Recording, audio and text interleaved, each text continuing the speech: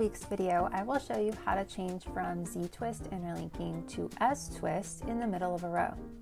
I'll be showing you how to make a sprung band that is half Z-twist and half S-twist. This will have a straight line between the two types of interlinking. It is worth noting that sprung worked in half Z-twist and half S-twist will have less twist to the finished cloth when it comes off the loom than if it was worked in all S or all Z-twist. Do note that that is less twist but not none. I'm starting with Z-twist interlinking, and here about in the middle I'm going to change to S-twist. I will do that by performing a special maneuver where I interlink the two front threads in the S-twist manner. I do this by passing the second front thread over the first and dropping it off. I will then keep the first front thread in my right hand. Then work the remaining threads as S-twist interlinkings.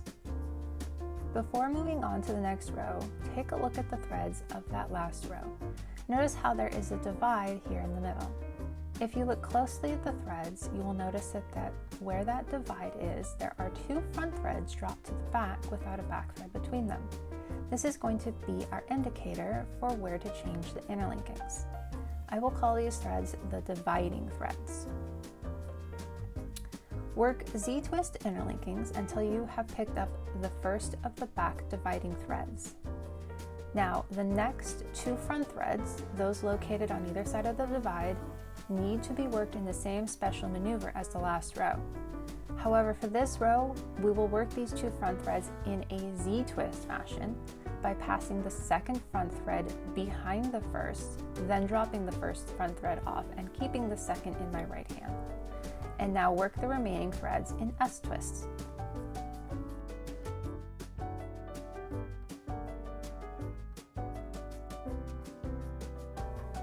Once again, if you look at the warp, you will see that there is a divide in the middle.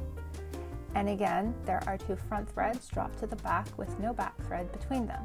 This will happen on every row and is always your indicator for when to make your special maneuver. Continue working in this two-row repeat. On shift rows, you will give an S-twist to the two front threads at the divide, and on basic rows, you will give a Z-twist to those two front threads. I'm going to go through it once more and also show you how to look at the prior row's interlinking to know what type of interlinking to make on the current row. On the shift row, work Z-twist until you pick up the first of the dividing threads.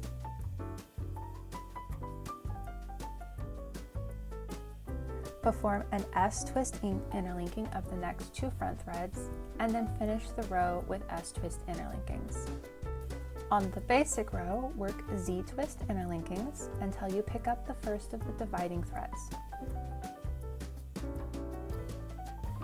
You can tell what type of interlinking you need to make now by looking up at the interlinking directly above. This is the interlinking from the row before last and will be the same type of interlinking you need to make this row. This is a Z-twist interlinking, so make a Z-twist interlinking of the next two front threads and finish the row with S-twist interlinkings.